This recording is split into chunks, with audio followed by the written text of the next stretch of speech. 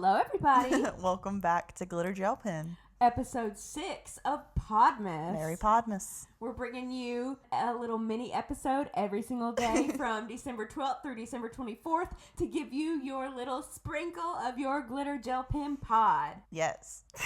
Yes, we are. And today, we're going to be doing the top 10 pop culture moments of 2024. That's right. And number 1. JoJo Siwa and her Karma campaign. That was a moment. That was a moment. Like, when I think of 2024, I think of... Yeah. And her crawling out of the ocean in her black wetsuit with glitter studs all over it. And that the black makeup is iconic. Yeah. It is. It will be remembered. That look. And the thing I think that's most interesting about that song is it was apparently it was allegedly like a outcast from Miley Cyrus's Can't Be Tamed album. Yeah. Like the same producer wrote it and stuff. So that's interesting. I don't think that on Miley's take of it that it was supposed to say, I would have never effed around. Does she say F? Yeah. Like she doesn't say like the real word? No, yeah. She says, I would have never effed around. Oh my God. I watched a video of JoJo on the Hawk Tua podcast, and the Hawk Tua girl, her name's Haley. I need to quit calling her that. Haley, she was like, what's the craziest thing you've ever done with a girl? And JoJo was like, how crazy do you want me to get? But it's like the comments though were just like, she's never touched a woman. Yeah. Like she's a virgin. Yeah. And it just cracks me up because JoJo's so like bad, but she's so like afraid to say anything on camera. Yeah. JoJo's whole vibe gives like, I'm in middle school and I had my first kiss and now I feel like I'm a bad girl. I'm a bad girl. You know? Yeah. All right. Number 2 is the short and sweet album rollout as a whole. This was a moment. It was. Espresso alone was like a moment, but then you throw in the entire front to back bangers of short and sweet. The whole album is so good. And then also, we will not forget Please, Please, Please, that music video dropping with Barry in it. And he embarrassed her. Yeah. Please don't embarrass me. And he did it. He did do that. Before the end of the year. But, like, what an iconic, like, because at the time they had been spotted together, but they weren't, like, official in the eyes of the public. And he had such a breakout year, like, as an Saltburn, actor. So it's so cool to, like, have him in that video. Yeah. The looks were great. I loved it. I just loved Short and Sweet, and I'm sad that we're going to be leaving that era. I know. No. I'm ready though for a new Olivia Rodrigo album. I'm excited to see what she's going to do next. I think she's dropping one next year. And Chapel Roan too. Okay, yeah, I'm excited for Chapel's, which leads us into number 3, Chapel Roan taking over the festival space. Yeah, so the crowds were like, I've never seen festival crowds like that before, ever. They were huge, yeah. The Bonnaroo one, I think? Yeah. Is what it was? Like, the drone footage they got of everybody doing Hot to Go was like, it made me want to cry because I'm like, she's like a normal girl. Yeah. And there she is, Hot to Go. Yeah, Hot to Go. And the end of not just an era, the end of the Eras tour. Yeah. It actually ends the weekend that we're recording this. So we're recording on a Thursday and it's the last weekend starts tomorrow. How do you feel about it? I am sad to see it go because it's been such an iconic ride through 2023 and 2024 of seeing it, and we got to go, so it's like special. It's like, oh, that's like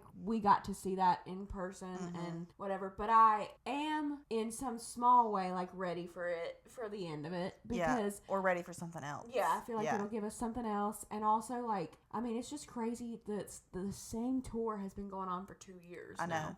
It is wild. And my thought, though, is I was watching the Reputation tour last week, and I was just like, God, I miss, like, I never had seen Taylor before the Eras tour, but the detail that she put into the Reputation tour, like, just one album, because, like, I've loved every one of her albums so much. Like, I kind of hope that we go back to, like, having one tour for one album, because I want to go to a Taylor concert where she is putting every detail into one concept. Yeah, that's how I felt when we first started the Eras tour. That's how I felt. I said to someone, I don't remember who, but I said something about that, saying that, like, I kind of like you can focus more on the production of everything when there's only 12 songs to be doing. Tortured Poets Department specifically would have been the craziest. I know. I really the craziest show. But Midnight's 2 would have been like I love the visuals of Midnight's that we got. Like I thought it was so pretty, but yeah. And I wonder if we might get after this like a tour that this more goes with like a 2025 prediction or something, but I think that she's going to go on a debut tour. I'm hoping, we kind of talked about this like off the podcast, but like 2026 would be 20 years since her debut album came out. I think she's going to wait until 2026 to release it and do a 20-year edition and do a tour. Yeah, but she might announce it in 2025 and like get tickets, and then the tour will be in 2026. But I just think for me, since the Eras tour has started, that's been the only thing that I'm like, that's the only explanation for why there's no debut songs in the set list. Like, but my thought is like, so it's now December of 2024. She could announce Rep TV like in spring of 20, like maybe she's gonna announce at the end of the Eras tour, like we don't know, but she could announce Rep TV and it might not even come out until the summer, and then you've got that album cycle, and then she announces debut at the end of 2025, which it sounds like it's a long time from now, but it really isn't. And then like it comes out early 2026, and then boom, tour in 20 years of debut. Like it could so easily be timed out with the way that things are going, and I can't think of any other reason why she has waited to release another TV, because like I know she was trying to get Tortured Poets Department its moment, and I feel like she's still not done with it. I think there's going to be more to come from it, but yeah we clearly care about that a lot. I just kind of threw a random one in there. Jeffree Star joining Tana on Canceled. It really shaped our lives. It was definitely a moment. And like the Glitter Gel Pen podcast might not be the same without it. Yeah, really. I think we got like a decent amount of our whole 65 subscribers from that video talking about them starting Dramageddon 3.0. Number 6 is Guess featuring Billie Eilish. Oh, I will never forget Guess featuring Billie Eilish. That video coming out was life-changing. Yeah, it was so good. The song was so good. Like, that needs to be Song of the Year or something. Over Espresso? No. I meant it needs to be, like, that needs to be Duet of the Year. What is it when they... The collab? Yeah. Yeah. Like, that needs to be Collab of the Year. I hope it wins the Grammy. Like, it really, really deserves. Yeah, I mean... That's the best thing to come off of Brat, in my opinion. Yes, same. We literally went out dressed for that occasion. We were like, what do you want to dress like? Like, what are we dressing like to go out? And we're like Charlie XCX in the Guess music video. And I still think one of us should have shown up dressed as Billy, and it would have been so funny. Oh, we would have looked really gay. Not in a bad way, just... you really shouldn't say that. What if I said girl wearing a skirt at the top? Number 7 is Ray Gunn at the Olympics. Oh. I just imagine the bunny hops. They successfully got breakdancing into the Olympics and out of it just as fast. Yeah. That'll be the year any breakdancer will be like, yes, I remember the year of 2024. It was when I got my hopes up and then they were all crushed. There were so many amazing breakdancers, and then she is the one who blew up, and it just is so crazy. I heard that in Australia that she was in charge of some competition that qualified for the Olympics, and she like rigged it to win. And that's how she ended up there. I mean, I could see that, because how else did she end up there? I know. Like, literally. Number 8. Katy Perry flopped harder than anyone ever has. And I think that. She got to be, what is it, the performer? The VMAs. Yeah. The VMAs are a joke, though. Yeah, but I remember that wasn't even that good. She did, like, a couple of her, She looks great. Hits. Oh, yeah, no, she's But, banging, her music is sucking. Mm-hmm. It is sucking. It's horrible. It's a woman's world, and you're lucky to be living in it. I think Trisha being in that video is not going to age well. Yeah. Like, I mean, the video already didn't age well. It was directed by Dr. Luke, or produced by Dr. Luke, the whole album, and you've got Woman's World as your first single. And I'm like, Trisha, why'd you get in that passenger seat?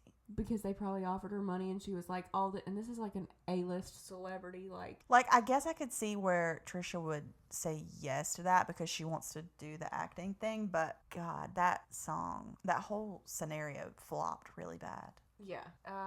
The Zach Bryan and Brianna breakup. I feel like that was a really big moment. Like, it transcended the influencer world. Mm-hmm. I mean, to hear about someone turning down $12 million, and then also a beloved, like, country good old boy actually is horrible to women and has to pay them off. And he's so famous. And Yeah. it's just like, he offered her so much money just to be quiet. And it's like that. What did you do to her? I've seen a couple girls that I follow have posted, like, their Spotify raps and stuff. Oh, yeah. He was my number 6. He's on a lot of people's Spotify raps, and I'm just like, oof.